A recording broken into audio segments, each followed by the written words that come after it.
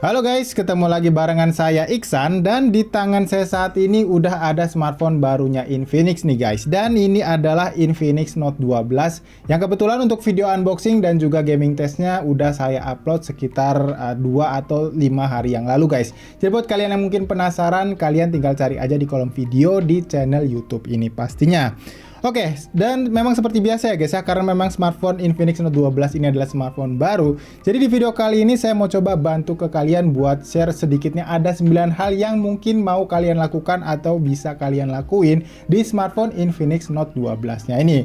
Karena ini sangat berguna banget ya guys buat kalian, apalagi yang baru beralih dari brand lain ke brand Infinix kayak Infinix Note 12 ini. Jadi supaya kalian bisa lebih mudah memahami dan juga menggunakan tampilan software dari UI XOS-nya ini. Karena ya memang sayang aja ya guys ya kalau kalian beli HP tapi nggak tahu cara gimana ngaturnya supaya smartphone-nya ini bisa jadi jauh lebih optimal. Oke, kalau gitu kita langsung aja masuk ke settingan yang pertama. Seperti biasa, kita setting terlebih dahulu di bagian keyboardnya guys.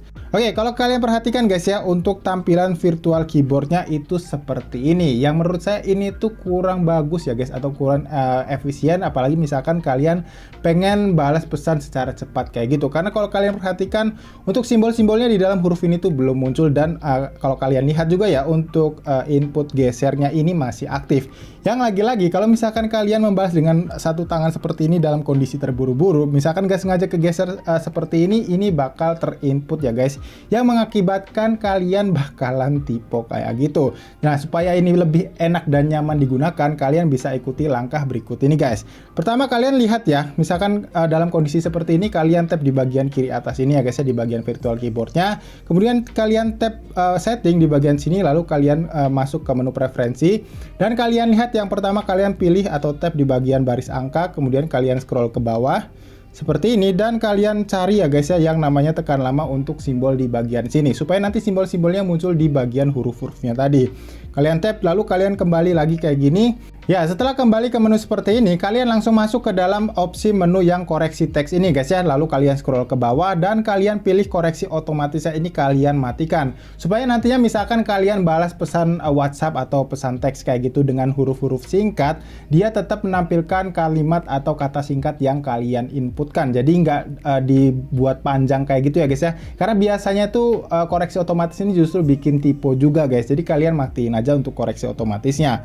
Kemudian kita kembali lagi ke menu yang seperti ini, lalu kalian pilih ya untuk opsi menu ketik gesernya ini, lalu kalian matikan aja untuk fitur ini guys, supaya nggak ada lagi input geser yang aktif ya guys. Dan sekarang tampilan keyboard virtualnya jadi seperti ini, yang menurut saya ini lebih enak dilihat dan bisa bikin kalian lebih nyaman ketika kalian butuh balas pesan secara cepat kayak gitu. Dan kalian perhatikan ya, untuk input gesernya juga sudah nggak aktif dan nggak terinput di bagian text boxnya ya. Ya, jadi ini adalah settingan keyboard yang menurut saya lebih optimal ketimbang settingan defaultnya tadi.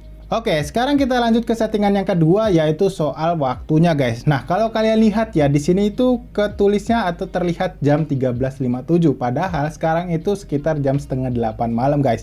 Nah, untuk merubahnya ini cukup mudah ya guys ya. Kalian tinggal pergi ke menu pengaturan yang ada di bagian sini guys, kalian tinggal tap aja. Lalu kalian scroll ke bagian bawah ya, paling bawah, cari yang bacaan sistem, di tap aja di sini, dan kalian pilih lagi untuk tanggal dan waktu di bagian sini guys. Oke, kalau sudah, kalian untuk zona waktunya kalian matikan terlebih dahulu seperti ini. Lalu kalian pilih zona waktu yang di sini tulisannya GMT 07 ya guys ya. Biasanya itu kalau di sini nggak ada ketulis Jakarta, kalian pakai Hanoi ya biasanya. Kita cari GMT 07. Oke, Bangkok maksud saya guys ya. Kalau misalkan yang pilihan Jakartanya nggak ada, jadi bukan Hanoi, sorry salah. Tapi di sini ada, kita tap aja yang Jakarta terlebih dahulu. Dan setelah seperti ini, kalian lihat ya. Di sini untuk waktunya langsung otomatis terganti, cuman kalian misalkan mematikan smartphone-nya dalam kondisi baterai lowbat kayak gitu ya. Kalau kalian nggak nyalain lagi zona waktu otomatisnya ini, dia nggak akan terupdate guys. Jadi kalian tinggal nyalain lagi di sini dan kalian udah mendapatkan tanggal dan waktu yang benar sesuai zona waktu yang kalian pilih nantinya guys.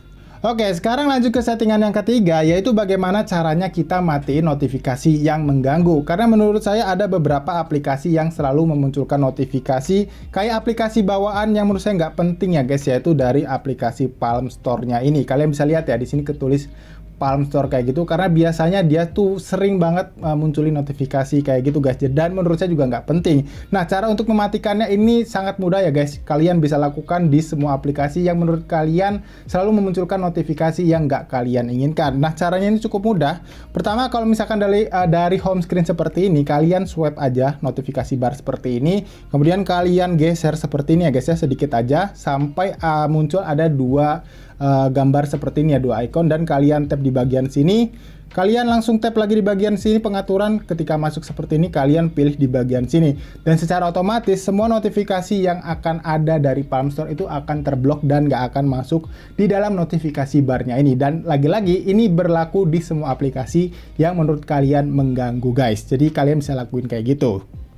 Oke, lanjut ke settingan yang keempat, yaitu bagaimana caranya mengaktifkan fitur Always On Display di Infinix Note 12 ini. Karena memang smartphone ini tuh sudah pakai panel layar AMOLED yang pastinya mendukung untuk fitur tersebut guys. Dan cara penggunaannya ini sangat mudah sekali ya guys. Kalian tinggal pergi lagi ke menu setting seperti ini, lalu kalian scroll ke bawah seperti ini dan kalian tap di bagian layar dan kecerahannya. Nah, setelah muncul seperti ini, kalian tinggal scroll ke bagian bawah dan kalian lihat di bagian tampilan di sini ada ketulis Always On Display. Kalian tap aja kayak gitu guys.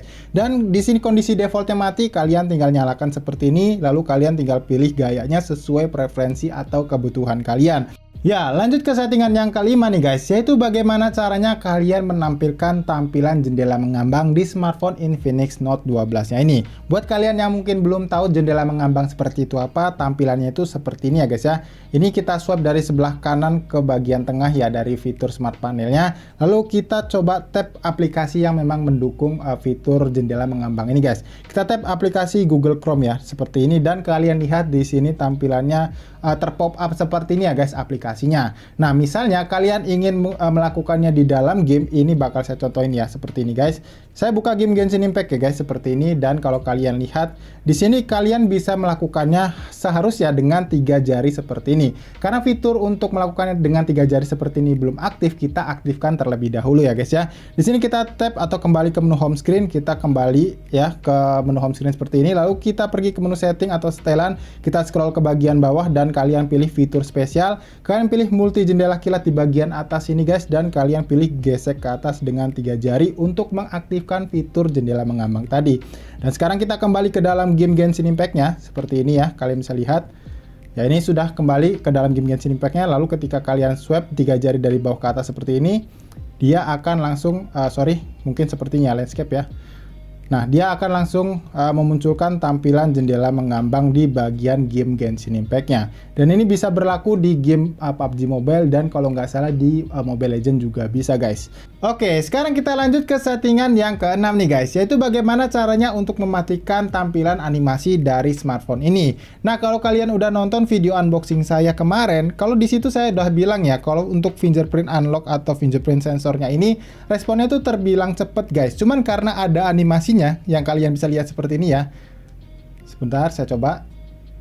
Nah, ada yang seperti itu. Ini jadi kerasa kayak ada delay responnya guys. Nah, supaya animasinya mati jadi bisa bikin fingerprint scannernya lebih cepat lagi, kalian bisa matiin dengan cara langkahnya seperti ini guys. Kalian tinggal pergi ke menu setelan atau pengaturan lagi ya guys. Kalian tap di opsinya, lalu kalian masuk ke opsi ponsel saya di bagian sini. Setelah masuk, kalian scroll ke bagian bawah dan kalian lihat di sini ada tulisan nomor bentukan ya. Nah, kalian tap aja berkali-kali sampai ada ketulis tinggal 2 langkah, kalian tap lagi sampai kalian mengkonfirmasinya dengan keamanan pola yang udah kalian inputkan sebelumnya. Di sini setelah saya konfirmasi, maka ada tulisan kalian sudah berhasil masuk ke dalam mode developer atau bisa dibilang opsi pengembang guys. Nah, sekarang tugas kalian adalah tinggal kembali ke menu sebelumnya dan kalian scroll ke bagian bawah. Seperti ini, kalian pilih di bagian sistem ya, menu sistem, kemudian kalian scroll lagi ke bawah dan di sini ada tulisan menu opsi pengembangnya. Kalian tap dan kalian scroll aja pelan-pelan, kalian cari yang ada tulisan di bagian gambar ya. Nah, seperti ini kalian scroll sampai bawah. Nah, kalian lihat di sini ada tulisan gambar guys. Oke, setelah itu kalian pilih yang bagian skala durasi animatornya ya. Kalian tap di bagian sini, kalian tinggal matikan aja di sini guys ya, animasi mati. Dan sekarang untuk tampilan fingerprint sensornya jadi seperti ini guys. Nah, nggak ada lagi kan untuk animasi yang kayak tadi. Dan ini menurut saya jadi bikin untuk fingerprint sensornya jadi lebih responsif dan kelihatan lebih cepat dari yang sebelumnya. Ya, lanjut ke settingan yang ketujuh, yaitu bagaimana caranya kita mengatur fitur ekspansi RAM di Infinix Note 12 ini, yang memang sudah support kalian expand hingga sebesar 5 GB guys ya. Nah, caranya ini cukup mudah banget ya guys. Kalian tinggal pergi ke menu pengaturan seperti ini, lalu kalian scroll lagi ke bagian bawah dan kalian pilih fitur spesial di sini, dan kalian tap di bagian fusi memori ini guys ya. Nah, kalau kalian lihat, secara default dia udah aktif ya untuk fungsi ekspansi RAM-nya, dan ini besarannya sebesar 3 GB. Yang mana kalau misalkan kalian aktifkan, ini akan memakan memori internal kalian sebesar 3 GB guys. Jadi kalian tinggal atur aja sesuai kebutuhan kalian. Kalau misalkan kebutuhan kalian memori internalnya lagi sedikit ya, kalian tinggal matikan aja dengan cara kalian tap di bagian sini, lalu kalian tinggal restart smartphone-nya, maka dia mati. Atau misalkan sebaliknya, kalau kalian ngerasa fungsi ekspansi RAM 3 GB-nya kurang, kalian tap di bagian sini dan kalian pilih yang sebesar 5 GB, dan kalian tinggal restart lagi smartphone-nya untuk mengaktifkannya sebesar 5 GB guys. Lagi-lagi saya ingetin ya, kalau kalian aktifkan fungsi memori ekspansi RAM-nya tadi, kalian akan termakan memori internalnya sebanyak pilihan ekspansi RAM yang kalian pilih tadi guys. Dan itu adalah cara untuk mengatur atau memanage fitur ekspansi RAM di Infinix Note 12-nya. Ya, sekarang kita lanjut ke settingan yang ke-8 nih guys, yaitu bagaimana caranya mengaktifkan fitur anti maling atau anti pencurian di smartphone Infinix Note 12 kalian. Yang mana fitur ini tuh jujur aja baru saya temuin dari smartphone brand Infinix ya guys, yang menggunakan UI dari XOS-nya. Dan cara penerapannya itu terbilang sangat mudah. Kalian tinggal pergi ke pengaturan atau setelan lagi guys, seperti ini, dan kalian scroll ke bagian bawah. Kalian tap menu keamanan ya, seperti ini, dan kalian pilih di bagian kanan atas. Di sini ada ketulis peringatan pencurian, kalian tap aja seperti ini, dan kalian nyalakan di bagian sini, lalu kalian tinggal konfirmasi lagi menggunakan kata sandi pola atau fingerprint scanner yang udah kalian daftarkan sebelumnya, dan kalian tinggal nyalain aja dua-duanya ya guys ya. Menurut saya ini sangat membantu apabila kalian lagi dalam keadaan di kendaraan umum seperti itu ya guys ya, dan kalian ketiduran ya, jadi lebih aware lagi kalian dengan smartphone kalian. Yang mana cara kerjanya seperti ini guys. Misalkan kalian lagi dengerin headset atau kalian lagi charge smartphone-nya di tas kalian di kendaraan umum gitu, dan misalkan ada yang tiba-tiba ya amit-amit ada copet gitu ya guys ya, kalian jadi bisa notice dengan smartphone kalian yang berbunyi guys. Nih saya demoin ya, ini ada kabel charger, saya colokin seperti ini guys, kalian bisa lihat ya, ini tercharge ya. Dan ketika ada yang cabut, baik itu kabel charger ataupun jack headset ya, di sini dia akan mengeluarkan notifikasi yang seperti ini guys. Nah, ini ada notifikasinya, yang mana kalau misalkan kalian udah aware, kalian tinggal close aja notifikasinya dengan cara kalian input kata sandi pola atau fingerprint scanner yang udah kalian buat sebelumnya. Dan itu adalah cara kerja untuk fitur anti maling atau anti pencurian di smartphone Infinix Note 12 kalian. Oke, sekarang kita masuk ke settingan yang terakhir, yaitu yang ke-9, adalah bagaimana caranya membuat tampilan YouTube-nya ini jadi kayak YouTube Premium guys. Nah, kalau kalian lihat, ini caranya sangat mudah guys. Kalian tinggal pergi ke menu setting ya, atau setelan seperti ini. Lalu kalian scroll lagi ke bawah dan kalian tap di bagian fitur spesial. Nah, di sini ada yang namanya asisten video guys, yang secara default itu setahu saya dia udah aktif kayak gini ya guys. Dan cara penggunaannya ini juga terbilang mudah. Nah, kalau kalian lihat ya, ini yang support itu adalah Google TV, pemutar Visa, dan juga YouTube. Nah, di sini saya bakal contohin kalau kalian lagi ngeplay video YouTube ya guys, dan saya kasih tahu dulu ke kalian. Kalau di sini tuh untuk YouTube-nya sendiri akunnya punya saya bukan akun premium guys. Nah, misalkan kita lagi setel video nih ya guys ya, kalian bisa lihat. Nah, kalian ingin tampilannya itu jadi gelap ya guys. Jadi kalau misalkan kalian kunci smartphone-nya seperti ini, dia tetap terplay ya guys, alias video YouTube-nya masih tetap bermain. Nah, tapi kalau misalkan kalian nggak melakukannya dengan fitur, ini bakal terstop seperti ini ya guys, jadi nggak ada suaranya. Nah, cara penggunaannya itu cukup mudah banget ya guys. Kalian tinggal play lagi videonya, video YouTube-nya. Ini saya kencengin ya. Dan kalian tinggal swipe dari kiri ke kanan seperti ini sampai ada panel, dari tengah guys, seperti ini. Sampai ada panel asisten videonya kayak gini guys. Dan kalian pilih yang bagian putar di latar belakang ini. Dan sekarang dalam kondisi layar terkunci, video YouTube-nya bakal tetap terplay guys. Nah, kalian bisa denger ya, ada suara di sini. Ini dalam kondisi smartphone terkunci guys. Ya, kalian lihat ya, atau kalian bisa dengar di sini masih aktif untuk video YouTube-nya. Tapi kalau misalkan saya close ya, ini saya aktifkan lagi dan saya kunci, video YouTube-nya dia nggak terplay guys, alias otomatis terpause. Nah, jadi itu adalah cara untuk buat kalian yang hobi dengerin video di YouTube ya guys. Apalagi misalkan kalian hobi dengerin atau nonton channel-channel yang ada podcast-podcast kayak gitu. Jadi ini lebih menghemat daya baterai kalian dengan mematikan tampilan layarnya. Nah, jadi guys, itulah tadi video 9 setting yang bisa saya share ke kalian soal smartphone Infinix Note 12-nya ini. Dan semoga aja buat kalian yang berencana beli smartphone ini atau buat kalian yang udah punya smartphone-nya bisa mengerti apa yang saya sampaikan barusan guys. Tapi misalnya kalian masih punya pertanyaan soal smartphone ini, jangan sungkan untuk tinggalkan pertanyaan kalian di kolom komentar yang ada di bawah pastinya. Tapi lagi-lagi guys, di sini saya mau kasih tahu dulu ke kalian, tujuan saya bikin video ini tuh bener-bener pengen buat kalian yang baru aja beralih dari brand lain ke brand Infinix jadi lebih mudah paham dan juga mengerti tampilan dari UI si Infinix ini yang ber-UI XOS versi 10.6 ini guys. Dan sebelum saya tutup videonya juga, buat kalian yang suka sama videonya jangan lupa klik tombol like-nya dan dislike aja video ini kalau kalian gak suka sama videonya guys. So kalau gitu sampai di sini saya Iksan pamit dan sampai kita ketemu lagi guys di video setting berikutnya.